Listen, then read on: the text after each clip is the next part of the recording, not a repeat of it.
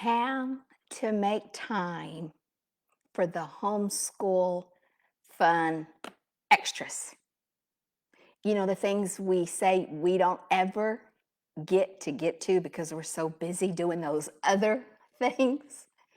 I want to share 3 sanity saving secrets about how to get to those fun subjects. But first, let me tell you who I am. Just be a short bit because I always make these how-tos about you. And I want you to walk away with these 3 points. My name is Tina Robertson. I've homeschooled well over 20 years. I am the creator of numerous online programs for homeschoolers. I have 3 homeschool grads. I took them from pre-K to high school. I've created several unit studies, lap books. I am the creator of the 7-step do-it-yourself homeschool planner. I have a do-it-yourself student planner, numerous helps. I have a private Facebook group, Homeschool Dynamics by Tina Robertson, and my page is How to Homeschool Easy. You can read some more about me over there on my site. I can answer some questions here because I want to make this about you. I want to get into how do we get the fun things done. Well, here's the first secret I want to share with you. And I call it my broccoli cheese sauce method. Yeah, you'll like this one. Okay, but before I explain what the broccoli cheese sauce method is, let me explain the difference in subjects. There are 2 types of subjects that learning falls into, basically. The skill subjects and content subjects. Now, I believe for natural learning to happen that all bodies of knowledge are connected. This grade level, I'm not really all into grade levels.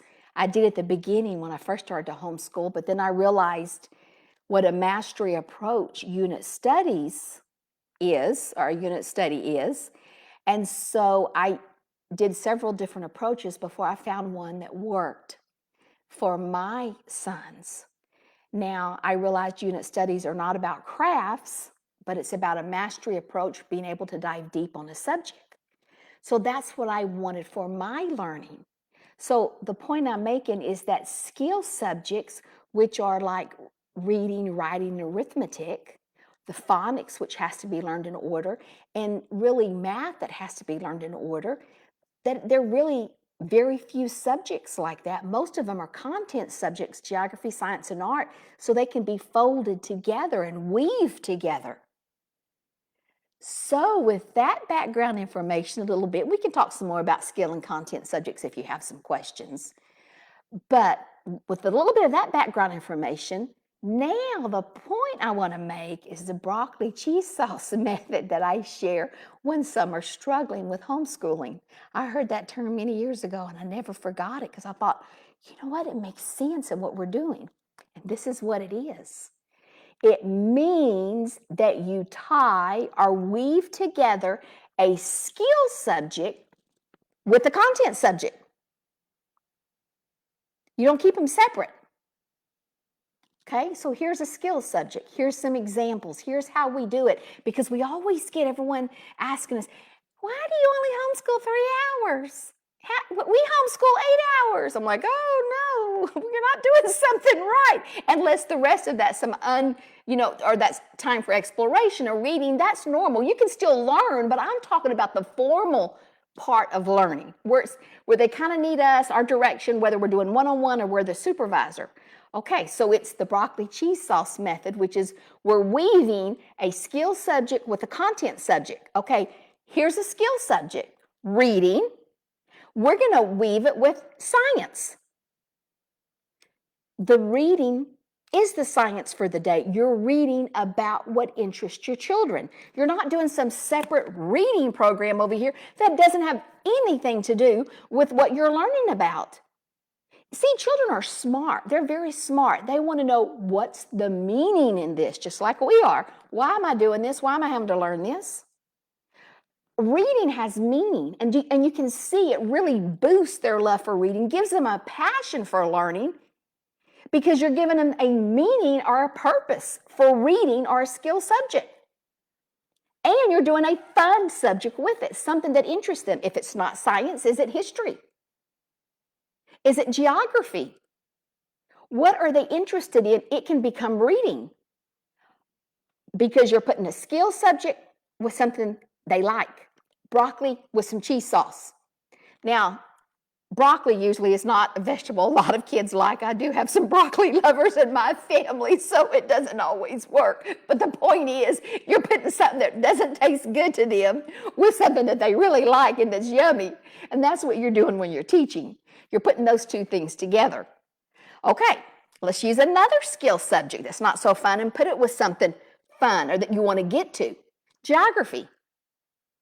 Or, okay, let's back up to writing. Let's stick with writing, because I'll talk about geography in just a minute too, because I want to make one more about science with writing. I want to marry that with science now. So your kids want to do the hands-on activity. Oh, okay, we're going to do that hands-on activity. Grab your journals. Grab your science journals, which really, science should always be about writing down what we think is going to happen, what happened, what didn't happen, and why it didn't happen. And now you're giving them a reason for writing to a subject that they love. But the key is you have to know when to implement it. If you just did the hands-on and you never got them to get their journal, you're not going to get a skill subject in. So you have to know how to hold that back, how to hold the cheese sauce back until they get that writing down. Find your journals, okay, before we perform this activity over here to see what's going to happen. We need to write down, what do we think is going to happen? Oh, they'll be writing. They can hardly wait because they've got to get to that hands-on activity. And you're getting to some of the fun, and you're still covering what you need to cover for the day. And geography was another one, like I was explaining earlier. Geography can be about writing. It's another way to get writing in. Is it enough for the day? You don't have to do this every day, and maybe not, but maybe it is. Many times I found that the writing we did with the skill and content subject was plenty for the day. I reminded them about run-on sentences. I held them to good writing standards, even if they were doing their journal. If you're not going to do composition for the day, hold them to the good writing standards. All right, kids, y'all only have to write a few sentences. I expect them to be well written. I expect there to be punctuation, beginning with a capital, for it not to be run-on, for it to make sense. And then you get to some of those fun things, because then they have a meaning. And you get a pronto in your day because they get to them, because you're covering the fun subjects. And the same way with geography. Geography can be about forming a map, but also can be about writing out these places on a map. They're still writing, and especially with geography, we always have to use proper nouns. It's a great time to use proper nouns, but you're covering geography, something that you didn't get to because you're making a map.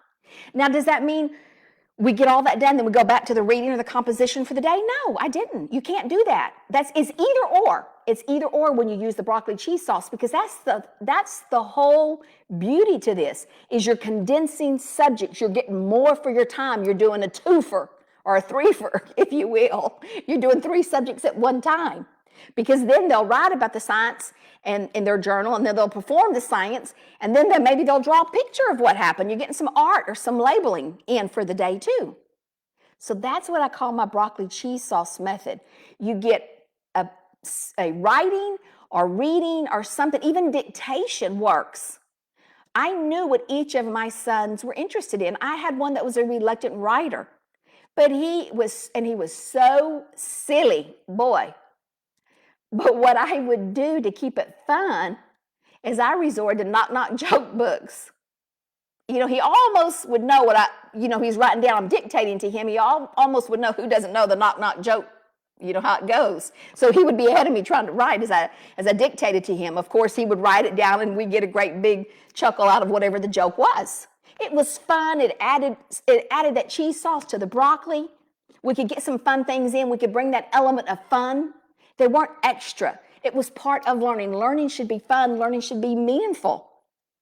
But when we keep the subject so compartmentalized, they don't have any meaning to a child. That's why sometimes we don't want to use a box curriculum where it's not tied together. If we're going to do vocabulary words, Okay, we got to do vocabulary words. Get them from their reading.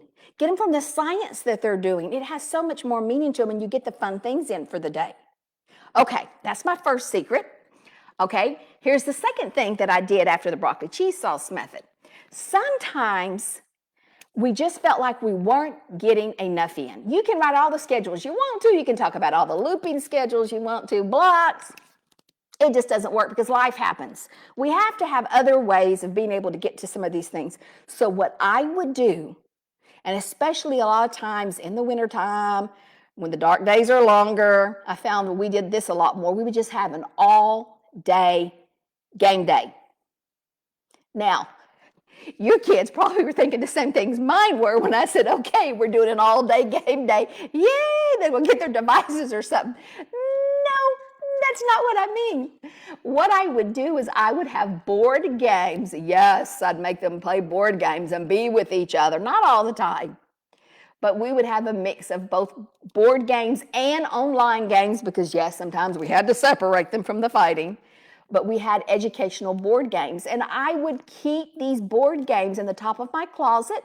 My children didn't always see what I did. I would sneak them in at different times, bring them in, and I would have them in the top of the closet. And then when we had to revive the day, bring some fun back into it, I would just take the games out. It was so much fun because we would play some oldies and then we'd play some new games, but always educational games. There's not a concept that can't be learned through a game. There's not a concept that can't be learned through a game, whether it's a board game, card games, whether it's playing, rolling dice. There's not a game that can't be learned that way. Kids love the fun stuff. When they can have an all-day game day about science, all-day game day about history. In addition to the all-day, I call them all days, is we would also have an all-day science day. Yep. We would just stop everything because sometimes there's just no way to get it in except just doing 2 or 3 to get your feel. The house, and actually it worked pretty good. I started actually implementing this in my schedule because I thought this is working pretty good. I'd have an all-day science day and an all-day history day catch up. And then that way, if your house is going to be messed up, you just have stuff strewn from one end to the other, and it's fine because you're just doing one science activity after the other. Same way with history. We would just stop, do a project for a day, how many ever we wanted to do. And it would just revived us. It brought the love back to learning because sometimes, and especially as your kids get older, it gets harder to do the broccoli cheese sauce method. It gets harder, but it's not impossible. Sometimes it's actually even better to do it at the high school level when they're studying literature, but it's about history. It really works good in the upper grades too. But sometimes not all subjects are easy to do the broccoli cheese sauce method. So sometimes we just need to pull an all-dayer. That's what I call them. All-day game day or an all-day science or an all-day history. We get everything out, we stop, and we just do one activity after the other until we've had our feel for the day. That works well too. Okay. The next secret I'm going to share with you, the third thing that I have done through the years, there's several other things, but I'm going to keep them to 3. The third thing that I've done through the years is I've also started the day off with something fun, one of the fun subjects. You just start a day off that way. Now, most of the time, I encourage you to start off the day with the subjects that your child struggles with the most. Because if they don't get them done, and then it just becomes something bigger and bigger and bigger in the day until they get an attitude and they want to do it. I had one like that. He hated math. He didn't want to do it with any passion. He didn't want to do it when he grew up. Now he's an adult and he's okay with it. But he told me when he was young, oh, I want to do this math. But the longer he put it off, the worse it became. And there would only be like 10 problems. If he would just quit the whining, he could probably get it done in about 15 minutes. But no, we had to make it a big deal. So the point I'm making is that sometimes you have to do those skill subjects right away that they hate in the morning or first in your day, whether it's in the afternoon or whenever it is, get them done right away. But sometimes we work like that. We just have those days where I just need to change. So what I would do is I would start, and I didn't tell them when I planned it. I did not tell them when I planned it because that's the whole key to reviving them, making it fun. And that is, okay, we're going to do the science activity for this morning. Go gather all the material, go gather these materials. Of course, I'd make sure they were all in the house, or we're going to do a history project. And then after that, we would start on the next subject. And you'd be surprised how much they came to life for that subject that they hated, which followed right after. So sometimes kick your day off with one of the fun subjects, one of the fun activities you've been waiting to do. And here's the thing, you can do them piecemeal. If you're doing art, you can work part of it one day, start the next day off normal, the third day breathe some life back into it. And then that way, if you're the only one that knows what kind of state you live in with the state laws, if you're trying to meet them, or if you're behind where you want to be with your goals or organization, your schedule, your plan, you know if you're behind or not. And if you're not, then start the day off with one of the fun subjects. You'd be surprised, even doing something like that for 5 or 6 or 7 days, even if you homeschool the weekend or whenever you homeschool, it just sets the tone for the whole day because you're getting those fun activities in that you want to do. So let me wrap this up about how to make time for the homeschool fun extras. So number 1, don't forget my broccoli cheese sauce method, which is putting a skill subject with a content subject. If they're going to do writing, how can they write about history, someone famous they enjoyed, a book they read? If it's about copy work, copy from something that they enjoyed reading about, or a lab, you can have them do the journal, but just remember, you have to hold the cheese sauce until they get that content or that skill subject done, meaning we're going to do this activity, this science activity, but go ahead and get that journal and tell me what you're thinking. They don't even realize they're working hard to get those thoughts formed. Now, is that spelled correctly? Okay, we're going to find out what's happening on this science activity when you get that journal done. That's what you tell your kids. So just remember, you might need to hold some of the cheese sauce back.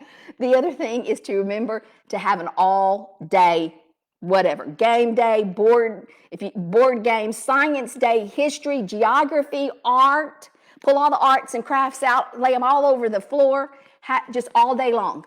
We've also done that with reading, by the way. We just had an all-day reading day. I just felt like we were behind. We weren't reading some of these good books I wanted. Nothing else we're doing for the day, we're going to read because we just felt so pressured and rushed the rest of what we're going to read today. It was great. It was great. We did all-day reading days. And then the third tip was to kick your day off with something fun to do with one of those fun subjects. You can decide to intersperse them throughout your week or just to do one every day. It doesn't take long, and you'd be surprised how that sets your day up for success. Those are just a few of the secrets about how to get all the homeschool fun extras in for the day. I'll talk to you again. Bye.